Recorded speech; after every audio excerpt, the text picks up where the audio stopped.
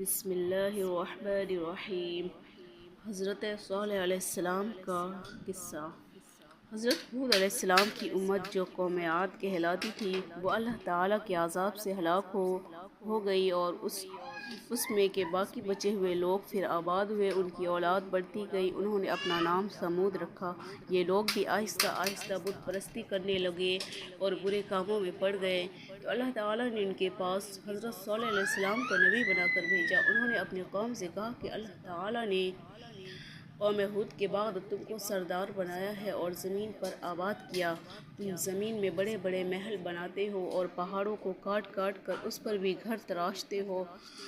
تم اللہ تعالیٰ کی نعمتوں کا شکر ادا کرو اور زمین میں فساد مت پھیلاؤ۔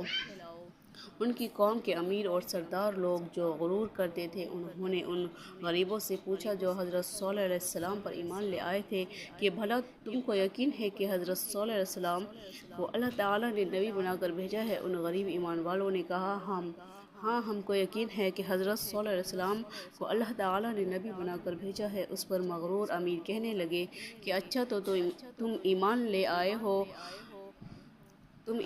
آئے ہو لیکن ہم تو ایمان نہیں لاتے۔ ان امیر لوگوں کو یہ تعجب ہوا کہ اگر اللہ پاک کسی کو نبی بنا کر بھیجتے تو ہم امیروں میں سے کیوں نہیں نبی بناتے۔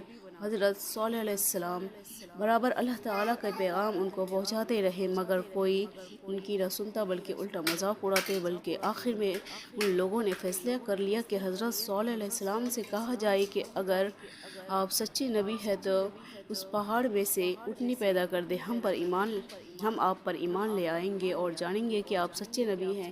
حضرت صالح علیہ السلام نے اللہ سے دعا کی، اللہ تعالیٰ تو سب کچھ کر سکتے ہیں۔ اللہ تعالیٰ نے حضرت صالح علیہ السلام کی دعا قبول کی اور ایک پہاڑی سے اونٹنی کو پیدا کر دیا۔ لیکن ان کی قوم یہ سچائی دیکھنے کے بعد پھر بھی ایمان نہ لائی۔ یہ اللہ تعالیٰ کی اونٹنی ایسی تھی کہ جس چشمے پر جا کر پانی پیتی سب پانی ختم کر دیتی تھی۔ اب تو ان کی قوم کے لوگ اور بھی پریشان ہوئے۔ حضرت صالح علیہ السلام نے اپنی قوم سے کہا کہ دیکھو، اس اونٹنی کے لیے باری مقرر کر لو، ایک روز تمہارے جانور چشمے سے پانی پئیں گے اور ایک روز یہ اونٹنی پیے۔ لیکن دیکھو اس کو بری نیت سے ہاتھ نہ لگانا، یعنی اس کو تکلیف نہ پہنچانا، ورنہ تمہارے حق میں اچھا نہ ہوگا۔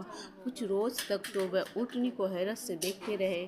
ان کی قوم کے چند لوگوں نے مشورہ کر کے اونٹنی کو قتل کر دیا۔ حضرت صالح علیہ السلام کو اس کی خبر ہوئی تو آپ کو بہت رنج ہوا اور انہوں نے اپنی قوم سے کہا کہ میں نے تم کو منع کیا تھا کہ اس اونٹنی کو تکلیف مت دینا، ورنہ تم پر جلد اللہ تعالیٰ کا عذاب آئے گا، مگر تم نے نہ مانا۔ اب تم لوگ اپنے گھروں میں 3 روز اور مزے کر لو، اس کے بعد اللہ تعالیٰ کا عذاب آئے گا جو تم سب کو ختم کر دے گا۔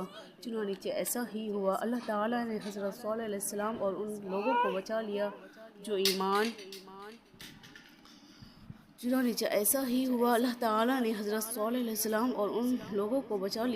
لے آئے تھے، لیکن جو لوگ ایمان نہیں لائے تھے ایک بڑی ہیبت ناک اور خوفناک آواز پیدا ہوئی، جس سے وہ اپنے گھروں میں اوندھے پڑے رہ گئے اور مر گئے۔ ایسا معلوم ہوتا تھا کہ کبھی یہ یہاں رہتے ہی نہ تھے۔ جو لوگ خدا کے حکم پر نہیں چلتے اور پیغمبروں کا کہنا نہیں مانتے، ان کا یہی حال ہوتا ہے۔